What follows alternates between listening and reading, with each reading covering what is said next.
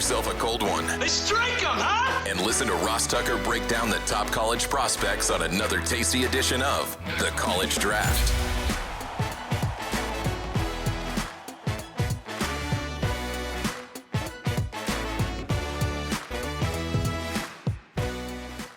Yeah, it's Daddy Soda time here on the College Draft Podcast, presented, of course, by DraftKings. I'm Ross Tucker, former NFL offensive lineman, 5 teams, 7 years. Most of you know that. Recorded today's Ross Tucker Football Podcast, which has my overarching themes from the Sunday that was in the NFL, and then my game-by-game Tucks takeaways. Did that right from the booth in Buffalo last night. And then drove almost halfway home to parts unknown. Can't get the paparazzi around here, around this lovely hotel I'm at. And now I woke up a couple hours later, and I'm doing the College Draft Podcast with my guy, Emory Hunt. And man, oh man, am I excited for this weekend of college football. Check Emory out like I do on social media. He's at FBallGamePlan on Twitter. Football Game Plan on YouTube, footballgameplan.com/2025 draft guide. He is, of course, the czar of the playbook, and he has the sweatshirt or t-shirt or whatever he's wearing today to prove it. Check us out on YouTube, youtube.com/Ross Tucker NFL. I'm at Ross Tucker NFL. We are at Ross Tucker Pod. And Emory, it's kind of hard to believe that we're here already. I can't remember if I mentioned it or not, but you got to get his draft guide. It's actually an awesome Christmas gift to give someone like a buddy or someone that you're a big fan of. Footballgameplan.com/2025 draft guide. So we'll get into last week's picks momentarily. But Emory, it's hard to believe not only is it December now, but we've got conference championship weekend, which low-key, this is maybe the coolest part of the expanded playoff, is that the college football playoff makes every one of these games somewhat relevant, and like people are going to have a rooting interest in all of these conference championship games because they think it might affect their school and whether or not their school can get in. Absolutely. And I mean, we just started this, week 0, and you blink and now we're at the end. And December also means that I start my college all-star game travels this weekend. I'll be in Daytona for the FCS Bowl, which kicks off the all-star game cycle, the first one out of the gate. Well, second one technically, because the first one was the one in Canada over the summer. But yeah, we're hitting the road. It's college conference championship weekend. And at the end of the day, although one probably shouldn't matter or doesn't matter, it always does matter. And it's a Sun Belt Conference championship game with my Louisiana Raging Cajuns against Marshall. But yeah, outside of that, it does affect the college football playoff and gives everybody a lot to watch this weekend. It's exciting. It really is. Every game matters. Think about it. Every game this season, contrary to what people thought about the expanded playoff, mattered. It's a terrific point. I love it. All right, let's start with last week. You were 3-3, Emory, with your bets last week. You had Memphis plus 14 against Tulane. Emory, they won outright by 10. That was kind of a stunner, but that was also one of the themes I felt like of the weekend of just because a team had everything on the line and was going against a team that didn't have anything on the line, that doesn't mean that the team with everything on the line won. We see that in the NFL sometimes. We certainly see it in college. I think it's, whether it's the pressure of the moment or whatever, or the other team, a.k.a. like a Michigan, being able to play free and clear and know that if they win, it makes their whole season. But Memphis, Tulane had a real chance. It felt like at the college football playoff, and Memphis, 14-point underdogs, went down there at Tulane, by the way, and won by 10. They dominated. Yeah, Tulane struggled the entire ball game in that one, and it was shocking to see because it was at home. The fans were rocking, and everyone expected Army to have the letdown against UTSA. They didn't. They went out there and took care of business. It was Tulane that had the letdown. Unbelievable. Yeah, I don't think many people were expecting that. So that was a big win for you. You also had South Carolina getting 2.5. They won outright as well, 17-14 over Clemson, which, it's crazy because you would think that would greatly negatively affect Clemson's college football playoff hopes. But by way of Syracuse beating Miami, Clemson still has a chance to get in, whereas now they're not going to get in now as an at-large, but they have a chance in the ACC championship game since Syracuse beat Miami to beat SMU and get the automatic bid. It's fascinating, man. I made this point all over CBS Sports HQ when we were talking about this game. It was, hey, South Carolina, in my opinion, is the second best team in the SEC right now. It's Texas and then South Carolina. I just like how they've been playing the last 6 games. And if you zoom out a little bit, you can also make the case that they probably should have beaten LSU and Alabama.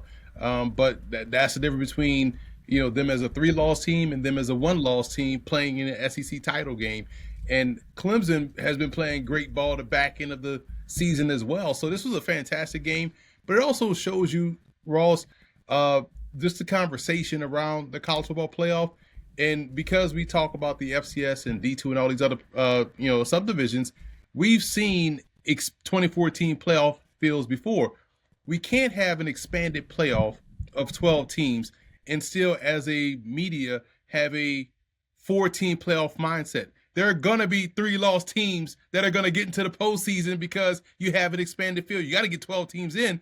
So you can't knock a 3-loss team for getting into the postseason because we have an expanded playoff. If that team is playing really well and your eyes don't tell you differently, put them in. Well, and the point I would make is one of the things I like a lot about the expanded playoff is that back in the day, if you lost one game, that might be it. You might be done. Mm-hmm. And it could be the opener, like Clemson losing to Georgia. Right. Or, South Carolina, I forget who they lost to early, but they lost to somebody early. Teams get better. Teams get worse. That's the whole point of the sport, like coaching and improvement. And those things matter to me. Those things matter to everybody. I like that you can lose a game and still have a great chance to get in. I mean, are there any 1-loss teams that aren't going to get in? I know some people talk about Indiana like that.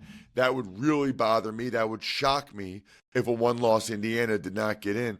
I think if you're 1-loss in a Power 4 conference, you should be in.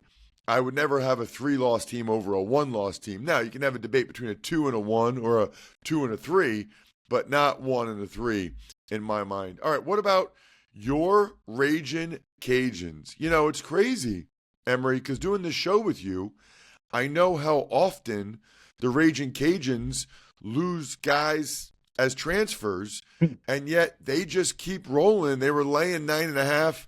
They beat Monroe by 14. You knew your own squad. That was another win for you. It was bittersweet because I was rooting for UL Monroe this year because they did a great job. Coach Vincent is going to be phenomenal there, and they needed this game to get to bowl eligibility. But you know how rivalries work, man. They weren't getting that win against us, but they have a great team. Though, all jokes aside, they have a really good team. Freshman running back that was phenomenal. They'll be fine. And the last time we played Marshall, was in the New Orleans Bowl. And you know who was on the field for the Cajuns that day? You had Osiris Torrance, who's with the Buffalo Bills. You had Montrell Johnson, who's with the Florida Gators. You had Imani Bailey, who transferred to TCU and now is also playing in the NFL. All we do is produce pros. It's crazy how talented we can cultivate, develop talent, and just get poached. So if you look at that offensive line against UL Monroe, no different than an offensive line you see at a big Power 4 program. So shout out to Coach Desimo and what they've done and just collecting, developing, and just showcasing that talent around the country. It's a really, really good point, Emory. I love it. Let's get into some of the games you did not hit on. Starting with Oklahoma State, Colorado. Oklahoma State was getting 16.5. They lost Colorado 52-0. They basically just quit. I mean, I don't know what else to say. You can't lose 52-0 unless you quit on the season and your team. Was wild, and I tweeted out during the game. It was like, I have never in my lifetime, Ross, I'm 43 years old, seen an Oklahoma State team be this bad. This is usually, them and Purdue are usually at worst 6-5, right? Oklahoma State, you tend to see them always have 8 wins. They get to, a Holiday Bowl or remember the Copper Bowl or something like that, right? But to see both Purdue and Oklahoma State look this bad was shocking to me. Really, really surprising that they had this year. This is the year people thought they might go to the college football playoff, thought they would. Bowling Green was laying 2.5. They lost to Miami, Ohio. Golden opportunity for Bowling Green. They couldn't cash in. Liberty, -2.5. They lost to Sam Houston, 20-18, who just lost their head coach, Casey Keeler, who is going to be the head coach of the Temple Owls. Good stuff, Emory. 3-3 this week. You're now 30-38 for the year. We move on to Conference Championship Sunday. 2 things you need to know about Conference Championship weekend, not Sunday. I got NFL on the brain. Number 1 is that Emory's picks are presented by DraftKings. DraftKings, the crown is yours. And number 2, please do what I do this weekend. While you're watching the college football playoff push in these conference championship games, drink some Labatt Blue Lights with your friends. Live life to the power of we. Always enjoy responsibly. Beer, Labatt USA, Buffalo, New York. Emory, we start with Friday Night Lights. Western Kentucky, Jacksonville State, CBS Sports Network. My buddies Rich Waltz and Robert Turbin will be on that. WKU's getting 4 on the road against Jacksonville State. I'm going to take Western Kentucky here. Jacksonville State's run game is really good, and that can give them a chance to keep it close. Trey Stewart, the running back that transferred in from Limestone Division II program. Tyler Huff, the quarterback transfer from Furman. But Western Kentucky's passing game gives them a legitimate shot to really be a big-time splash play player in this game. And shout out to Robert Turbo. He's been doing a great job all season. Turbo, I worked the game with him last year. Matter of fact, Jacksonville State versus Florida International. But I just like Western Kentucky here. I just think the passing game, the balance that they can operate with, gives them a chance here against the Gamecocks. But shout out to Coach Rich Rod for what he has done in that program in a short time. But I like the Hilltoppers. Hilltoppers, by the way, just an awesome, awesome nickname. Jacksonville State, come on, guys. We can't have a second Gamecock. I mean, Gamecock is so unique and so cool. We can't be having a second Gamecock. I mean, what are we doing? All right. How about this one? The rematch, Emory, except this time it's up in Boise. It's UNLV getting 3.5. The total's 58.5. Same total, by the way, as WKU Jacksonville State. UNLV getting 3.5, and Boise trying to punch their playoff ticket. Whew. You talk about a chance to really derail someone's hopes and dreams and season. UNLV has a great opportunity. You talked about the rematch, not only just this year, but last year. And so it's going to be interesting to see if UNLV can play a clean game. Because what Boise does with Ashton Genty, who just breaks every tackle known to man, they wait for you to make the mistake. And so if UNLV can get Ricky White involved early, they have DeJesus, who is a dual threat wildcat type guy. You just move him around, just want the ball in his hands. They got playmakers. They had a chance against Boise last time. I'm going to trust in the go-go offense. I'm going to trust in that defense of UNLV. I think they'll do what they did last time, limit the amount of big plays that Genty had and kind of put it on Maddox Matson to do his thing, who has answered the call. So I'm going to take UNLV here. I like them to get the upset. I agree with you, Emory. Now the big advantage for Boise State is playing at home, Right. which, by the way, I like that these conference championship games, that more of them are being played on home campuses. Like Army hosting a conference championship game, that's incredible. Boise State, especially for these conferences where if they went neutral site, there may not be that many people there. I mean, or if you go neutral site in the Mountain West, it's probably in Vegas, and that's not neutral at all for UNLV, right? So, what's the point of that?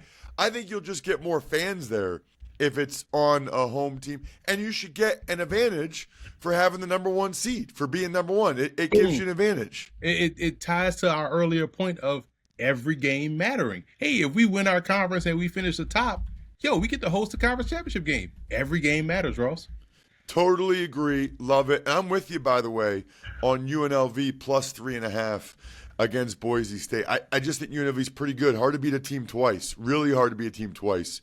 And Boise State's been, they've been in some precarious situations. They always find a way, though. It's really impressive. It really is. All right. What about the Big 12 championship? That is Saturday. By the way, the Pac-12 championship used to be Friday night as well. No longer. The Big 12 championship is Saturday at noon. Is that right? That it's at noon? Iowa State, is it at Arizona State at 9 a.m.?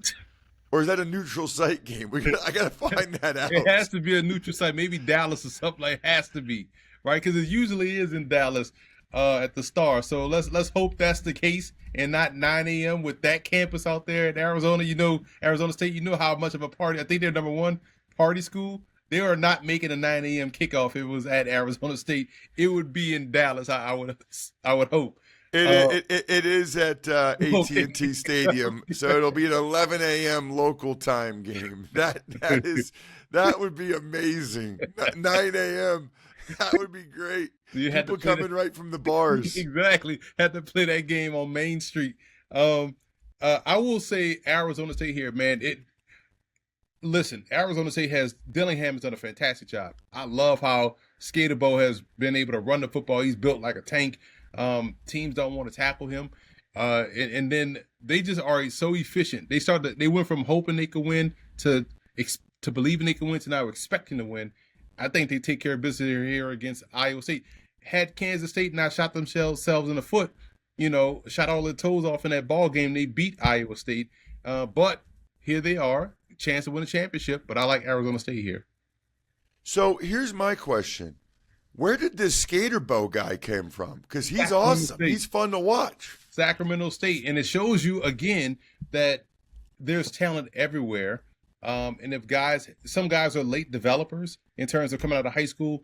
And if you give a guy an opportunity, we saw this last year with the kid from Missouri that transferred from a Division II program at Truman State that ended up leading the SEC in rushing. Yes. You know what I'm saying? So Cody Schrader. Buddy Schrader. You know what I'm saying? Schrader, yeah. So at the end of the day, Skaterbo got his opportunity, and he's literally run with it, pun intended. So I like the way he's running the football. Helps spearhead their offense. Yeah, I'm calling him Skater Boy, like the Avril Lavigne song. He was a skater boy. He said, "See you later, boy." He wasn't good. All right, Iowa State plus 2.5 against Arizona State. Who are you taking? I forget. Arizona State. All right, you're laying the 2.5. Yep. Okay, you know what? The way they've been playing, I'm kind of with you on that one as well. They've been playing really, really well. All right, we keep it moving. This is fun. I wish every weekend was conference championship weekend. What about the MAC? Ohio is getting 2.5 against Miami, Ohio. Total's 44.5. Listen, MAC has been not my friend. But I do like Ohio, man. It's one of those programs that it doesn't matter the coach, doesn't matter the quarterback. They understand who they are as a program, and they do a good job of just playing really good football. They're fundamentally sound. We know we can say the same thing about Coach Martin and what he does at Miami of Ohio. So this is going to be a fantastic game, to be completely honest. I would also probably take the under in this game, but I like Ohio to win it. All right, yeah, I should have mentioned that. The total for the Big 12 championship game is 51.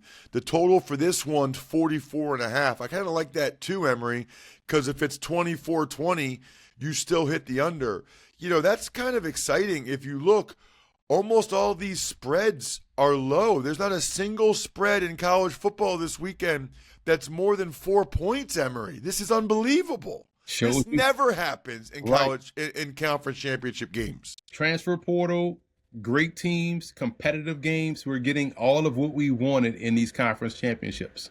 Unbelievable. I love that. All right. Next up, so you got Ohio getting the 2.5. Next up, we get to some of the biggies, including the SEC championship. Georgia is getting 2.5 against the Texas Longhorns. Yeah, give me Texas. They may be the most mentally tough team Texas is. You know, I know Georgia has done a good job in coming back in these ball games, and that's mentally toughness in and of itself, mental toughness in and of itself. But for Texas, I mean, the way they got embarrassed by Georgia, I think this is prime for a rebound rematch. Hey, we got to get our revenge, and I think they will. They're playing really well. You saw how that running back, just stepped up and was getting the ball like it was 1996. He had 30 plus carries. Like, who does that nowadays, right? And so he was running the rock. Their defense is excellent. I can't trust Georgia's offense again. I know they beat the brakes off Texas earlier in the season, but we know Georgia's offense has been on shaky ground. If Texas can get out to an early start, consider it over, right? And I know revenge is sweet for Texas. It's on their mind. This is a playoff game, and we've seen how Quinn Ewers plays in a playoff game, and we also have seen how Beck plays in a conference championship game. I'm not trusting Beck. I'll trust Ewers. I like Texas to win this one. All right, got to keep it moving. And next up, it is Marshall and Louisiana. Your squad, Marshall's getting 4. Lay the points with Louisiana, man. Shout out to Chandler Fields stepping in for injured Ben Woolridge 2 weeks ago, doing his thing, helping his team win. Cajuns by 10. Any prospects to watch in that one? A.J. Gilly, the interior offensive lineman. Casey Osai, the outstanding edge rusher. Cajuns always got talent, but watch that backfield. A lot of young studs up and coming in the process. Okay, and then we Lance Lejeune. Lance Lejeune was a quarterback prospect at Maryland, one of the best receivers in the Sun Belt Conference. He made the transition, NFL player. Ooh, okay. Then we get to the Big Ten championship game. Ohio State not able to get it done against Michigan, so instead it's Penn State getting 3.5 against Oregon. Totals 49.5. Can James Franklin win the big game? Can he get the buck off his back? They was in the catbird seat. They didn't have to play in this game until Ohio State tricked it off. So, listen, I think Oregon is the best team in the Big Ten. I'm going to lay the points with Oregon here. I think they knock out the Nittany Lions. Yeah, that's going to be interesting. I mean, Oregon being undefeated, super impressive. And let me just tell everybody, make sure you watch Tyler Warren, number 44, in this game. He's the best Penn State tight end I think I've seen. And they've had some great ones. Freiermuth and Gesicki, and I can go back to Kyle Brady. I can go back to Troy Drayton. You don't want to mess with me when it comes to Penn State, okay? Ted Kwolek. You want me to go Ted Kwolek in the 70s? 9th overall pick? I can do that too. But Tyler Warren, my frustration, they should just throw him the ball every play. Right. Wow. When I watch Penn State, I would give the ball to either Tyler Warren or Nick Singleton every play. Like that. Like when they give it to those two guys, really good things happen. When they don't, not as good things happen. I will say this, people are always like, oh, is Penn State that good? Who have they played? They're only getting 3.5 points in a neutral site game. I mean, the people that set the lines are telling you they think Penn State's pretty good, right? Yep. Now, I think Ohio State would probably be favored against Oregon on the rematch, but still, shows you Penn State belongs. All right, what about the ACC championship? Clemson is getting just 2.5 against SMU. Totals a high 55.5. Unbelievable job by Clemson, by SMU this year in their first year in a Power 4. That's another example of there's talent and good players everywhere, Emory. What if Miami had better defense? They'd be SMU. So lay these points with SMU. This is a fantastic football team. Caleb Jennings being the starting quarterback changed everything for this team. They get after the quarterback. They got pressure. They can turn the ball over. I like SMU. Ooh, what if Miami had better defense? They would be SMU. Lay the points. Love it. It is going to be an absolutely fantastic weekend of college football. These are the things that we live for. Highly encourage you guys to check out Emory on social media at FBall Game Plan. I'm at Ross Tucker NFL. We are at Ross Tucker Pod. And he's got Western Kentucky, UNLV, Arizona State, Ohio, Texas, Louisiana, Oregon, SMU. The keg is kicked. We are all tapped out. Thanks for tuning in to College Draft. Make sure to also check out the Ross Tucker Football Podcast, Even Money, and Fantasy Feast, all on the DraftKings Network, YouTube, or subscribe to the podcast on your favorite platform.